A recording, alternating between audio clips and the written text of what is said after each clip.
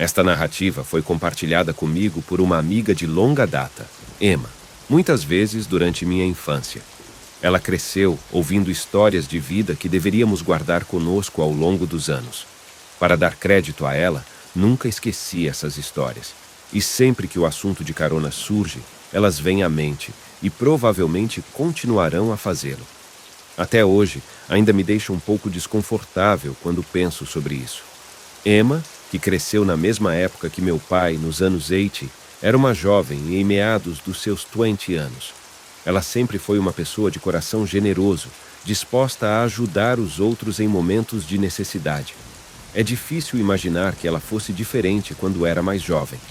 Um dia, enquanto dirigia em direção à cidade, que ficava a cerca de 2 horas de carro, Emma avistou um homem caminhando à beira da estrada.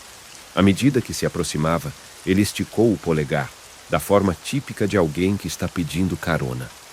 Emma, com seu coração bondoso, parou e perguntou se ele precisava de ajuda.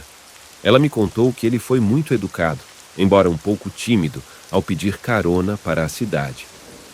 Emma deu um sorriso e abriu a porta do passageiro para o homem, que então colocou sua bolsa no banco de trás e se acomodou para a viagem à frente. Durante a maior parte da viagem, eles conversaram amigavelmente sobre amigos, notícias e outros tópicos leves. Parecia que estavam se dando muito bem, e Emma até comprou comida para ele em uma parada no meio do caminho.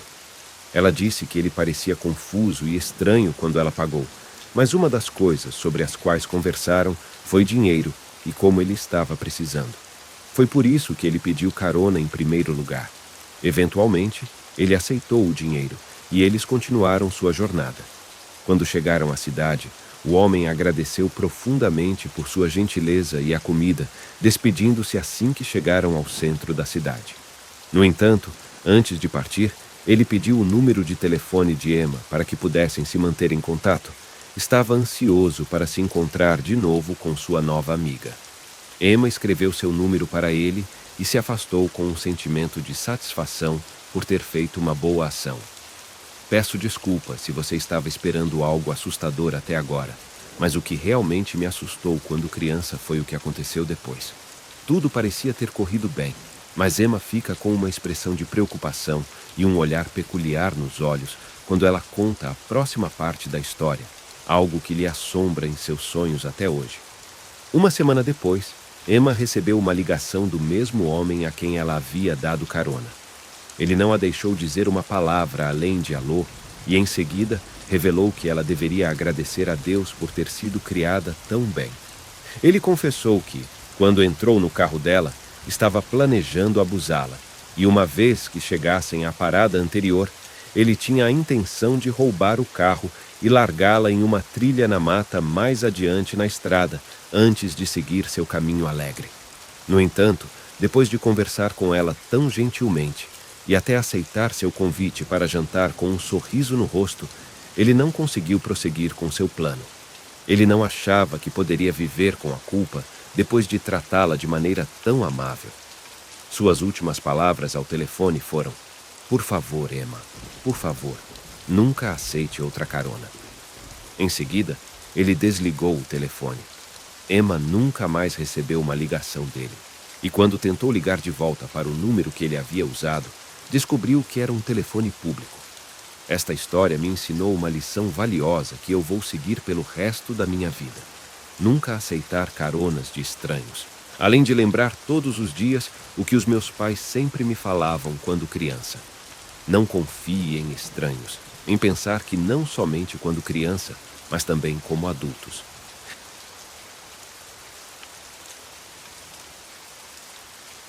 A noite estava mergulhada em uma escuridão densa e sufocante quando me deparei com uma experiência que me assombra até hoje. Nunca dei uma carona.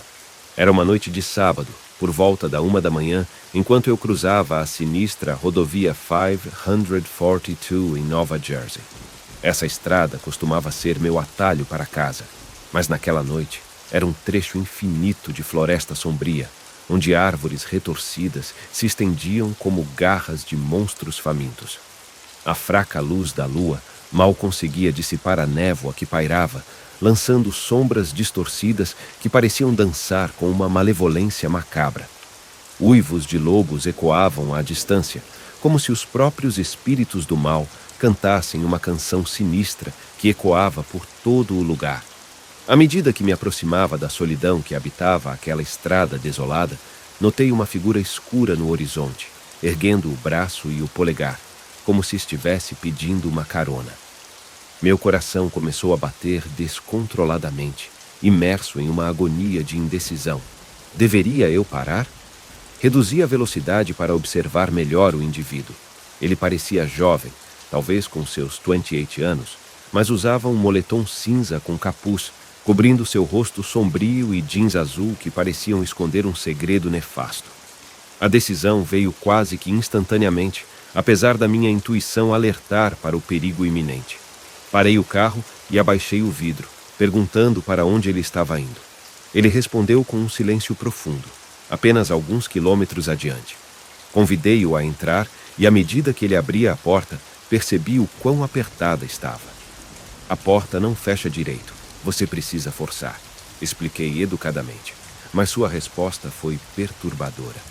Ele olhou para mim, virou a cabeça lentamente e só depois de alguns segundos tentou fechar a porta novamente.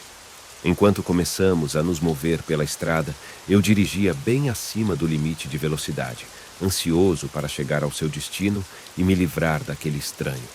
Perguntei-lhe novamente sobre seu destino, e ele respondeu em tom sinistro, apenas alguns quilômetros à frente. Um silêncio incomum se instalou, e eu queria desesperadamente ligar o rádio para quebrar o desconforto, mas algo dentro de mim me impediu. Em um momento, vi que ele havia virado a cabeça na minha direção. Minha mente implorou para que eu o expulsasse do carro. O olhar intenso que senti como um peso se desprendeu de mim enquanto tentava desesperadamente evitar olhar para trás. Finalmente, ele voltou a olhar para o outro lado e disse: "Eu tenho pensado por um longo tempo se vale a pena." Naquele momento, olhei para ele com confusão. Ele sacou uma faca de seu bolso e meu estômago despencou. Pedi-lhe para guardar a faca, mas ele calmamente afirmou: "Pare ao lado daquela placa." Eu fiz o que ele disse e, ao lado da placa de limite de velocidade, ele começou a cortar o seu braço. O gemido de dor foi perturbador e eu sabia que precisava tirá-lo do carro imediatamente. Mas ele disse: "Saia do carro, eu quero lhe mostrar uma coisa." Eu disse a ele não e ele levantou a faca mais perto de mim como uma ameaça óbvia.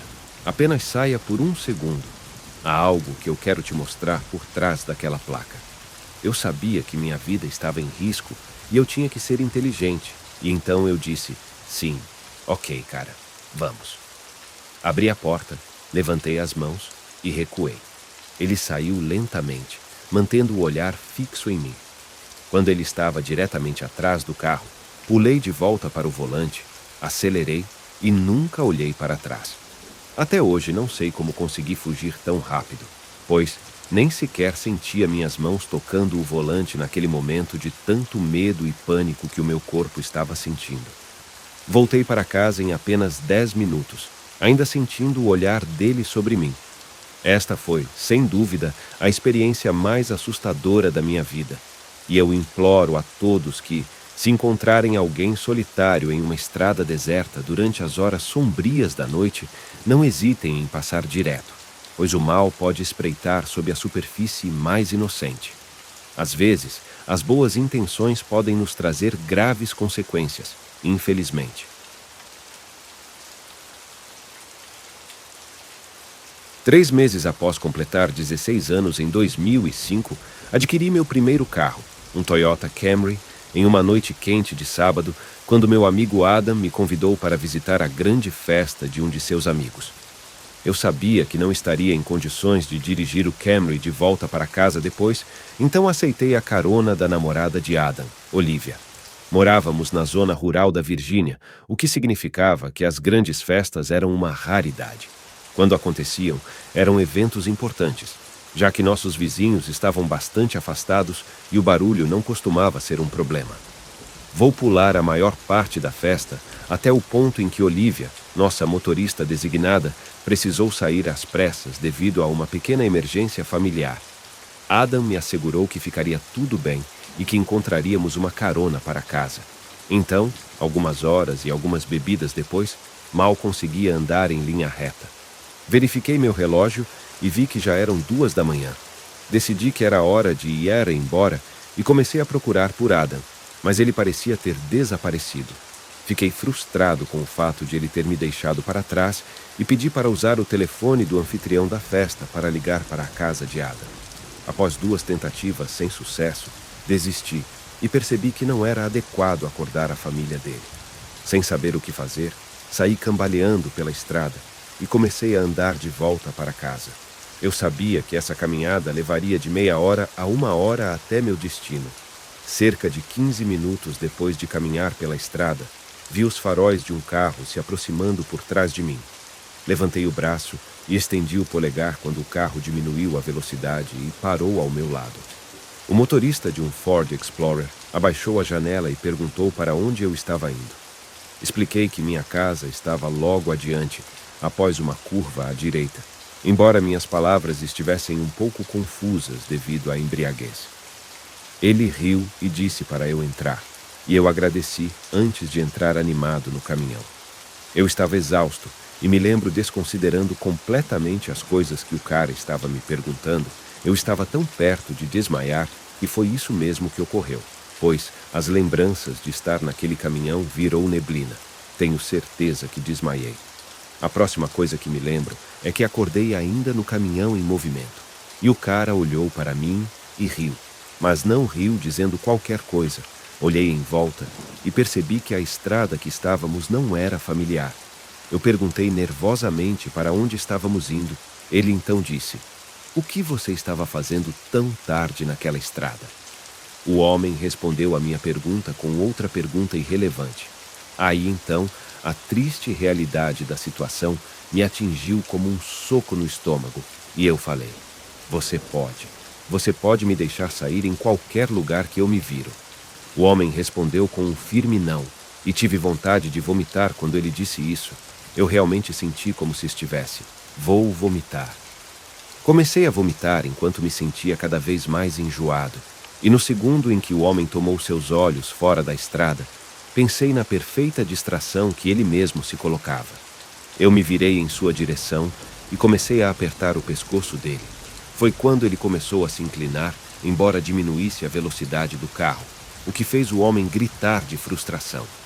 Ele parou o carro e foi então que percebi que precisava fugir para salvar minha vida. Corri em direção à floresta e me escondi atrás de alguns arbustos. O homem seguiu para a floresta com uma lanterna, mas por 2 vezes ele passou perto de mim sem me ver. Quando ele se afastou mais, corri de volta para o carro, mas ele tinha sido astuto o suficiente para levar as chaves consigo. Por sorte, vi outro carro se aproximando à distância e corri para o meio da estrada, agitando os braços desesperadamente.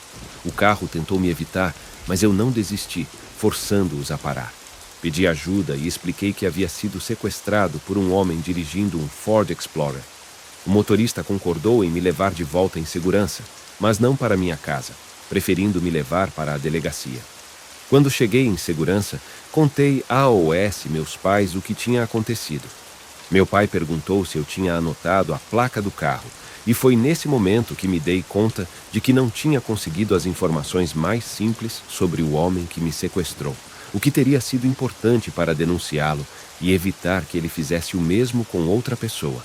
Tudo o que sabia era que ele dirigia um Ford Explorer azul desbotado.